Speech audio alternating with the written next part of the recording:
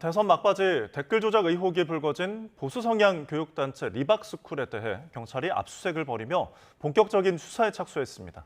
특정 후보를 위해 조직적으로 활동하며 당선에 유리한 여론을 형성하는 데 관여했는지와 댓글 작성에 대가가 있었는지 등이 핵심 쟁점이 될 전망입니다. 배민혁 기자가 보도합니다. 21대 대통령 선거운동 기간이 끝나갈 무렵 보수 성향 교육단체 리박스쿨의 댓글 조작 의혹이 불거졌습니다.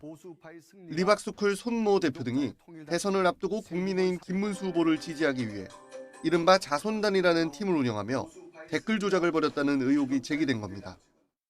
앞으로 남아있는 이 대선 기간, 이게 여론에 실제적으로 어떤 반영이 되려면 제가 볼 때는 앞으로 한 2주 정도밖에 시간이 없다. 지금부터 2주 동안에 뭔가를 마련하지 않으면 이 투표 결과에 크게 영향을 미칠 수 없을 것이다. 이들에 대한 고발장이 접수된 지 일주일도 안 돼 경찰이 압수수색에 착수하는 등 강제 수사에 나섰는데 실제 형사처벌이 가능할지에 대해서도 관심이 쏠립니다. 핵심은 조직적으로 활동한 정황이나 부정하게 오간 대가를 입증하는 데 있습니다. 지난 2012년 제18대 대선을 앞두고 벌어진 이른바 국가정보원 댓글 조작 사건 당시 재판부는 원세훈 전 국정원장이 장기간 조직적으로 댓글 조작을 지시하며 선거에 개입했다고 판단하며 징역 4년에 자격정지 4년을 선고했습니다.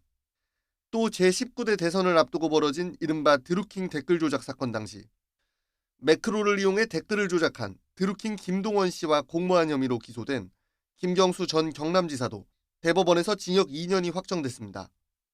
이처럼 선거 개입을 목적으로 조직적으로 활동한 정황이 포착되면 경찰 수사와 검찰 기소로 이어져 유죄로 인정받을 가능성이 큽니다.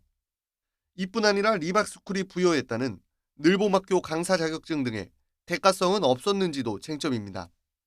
자발적이라면 대가를 굳이 안 받아도 내가 나서서 댓글을 단다도 될 거 아니겠어요? 반드시 꼭 금전적인 대가가 아니더라도 문제가 될 수 있습니다. 이 같은 논란에 대해 리박스쿨은 자발적인 의사표현이었고 어떤 대가성도 없었다며 의혹을 강하게 부인하고 있습니다. 경찰이 압수물을 분석하며 수사의 속도를 높이는 가운데 사건의 실체가 드러날지 관심입니다. YTN 배민혁입니다.